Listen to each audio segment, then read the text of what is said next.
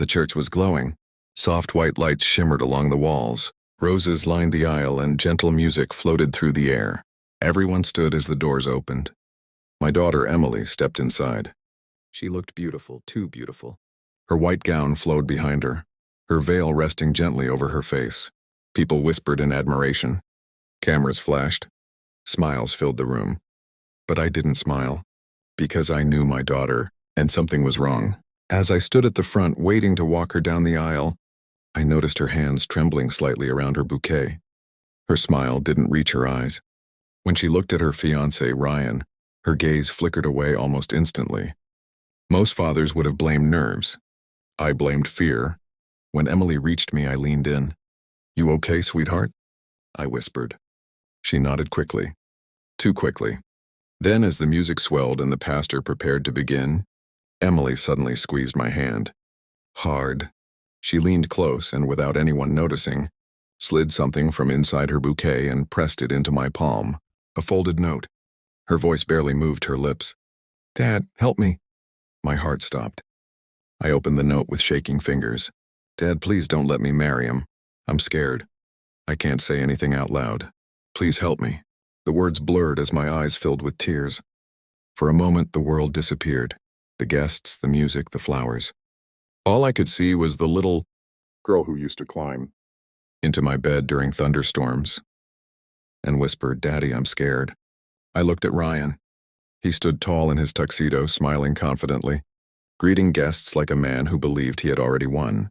But when our eyes met, his smile tightened. Just slightly. I felt it then.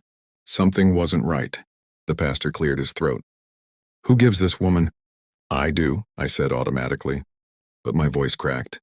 Emily's fingers dug into my arm. Her breathing was shallow. As we walked down the aisle, I whispered, "Are you in danger?" She didn't answer. Her silence said everything. At the altar, I was supposed to step back and take my seat. Instead, I didn't move. Ryan leaned over politely.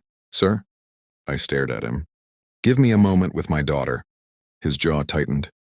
"This isn't the time." That sentence confirmed my fear. I placed my hand over Emily's trembling fingers. "There's always time," I said calmly, though my heart was pounding. "When your child asks for help." Murmurs rippled through the church. Ryan's mother shifted uncomfortably. Guests whispered. The pastor looked confused. Emily's eyes filled with tears. "Dad," she whispered, barely able to breathe. I turned to the crowd. "My daughter needs a private moment. The ceremony will pause." Ryan stepped forward sharply. "You can't just stop a wedding." I looked at him coldly. "Watch me." We stepped into the small bridal room beside the altar. The door closed. Emily collapsed into my arms. She sobbed like she hadn't since she was a child. "I can't marry him, Dad," she cried. I tried. I really tried. I held her tightly. "Why didn't you tell me sooner?" Her voice shook. "He said if I did, he'd ruin you." My blood turned cold. "What do you mean?" She wiped her tears and finally spoke the truth she'd been carrying alone. Ryan wasn't the charming man everyone saw. Behind closed doors, he controlled everything, her phone, her friends, even what she wore.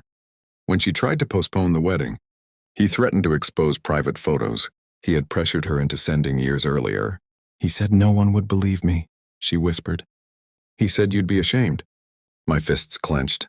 "A real man doesn't threaten," I said quietly. "And a real father is never ashamed of protecting his daughter." There was a knock on the door. Hard. "Emily," Ryan called, his voice sharp. "This is ridiculous." I opened the door. Ryan's polite mask slipped when he saw my face. "She's not ready," I said. "You're embarrassing us," he hissed under his breath. I leaned closer. "You don't scare me." His eyes flickered, fear, just for a second. "Let's finish the ceremony," he said smoothly. "We can talk later." "There will be no ceremony," I replied.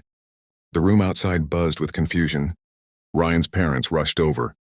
"What's going on?" Before Emily could speak, I stepped forward. "My daughter is not marrying your son today." Gasps filled the hallway. Ryan snapped. "You're lying." Emily surprised everyone by stepping beside me. "No, he's not."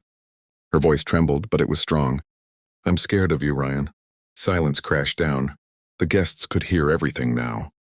Ryan laughed nervously. "This is wedding nerves." No, Emily said louder. You threaten me. You control me, and I'm done being afraid. Ryan's face twisted. You ungrateful. Enough, I said. Security, hired for crowd control, watched closely as Ryan began shouting. After everything I did for you. Emily flinched. That was all I needed. I stepped between them. You will not speak to my daughter again. The pastor cleared his throat gently. Perhaps we should end today's ceremony. Ryan exploded. You can't do this to me. But the truth had already escaped, and once truth breathes, it cannot be trapped again. Guests began whispering loudly. Phones came out. His mother pulled him back, her face pale. Emily held my hand tighter than ever. I'm sorry, she whispered. I ruined everything. I knelt in front of her. You didn't ruin a wedding, I said softly. You saved your life. The church slowly emptied. Some guests hugged Emily. Others avoided eye contact, unsure what to say. But she stood tall, shaking but free. Ryan left in silence, his perfect image shattered. In the parking lot, Emily leaned against my car, breathing deeply.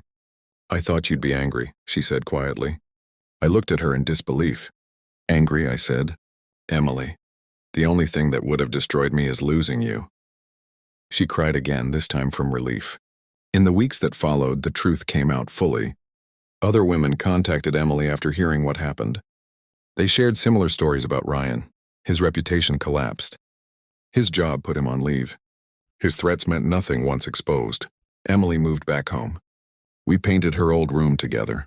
We ate dinner every night like we used to. Some nights she cried. Some nights she laughed again. Healing isn't fast, but it's real. One evening, as we sat on the porch watching the sunset, she said, Dad, thank you for reading the note. I smiled gently. I would have read it even if it was invisible.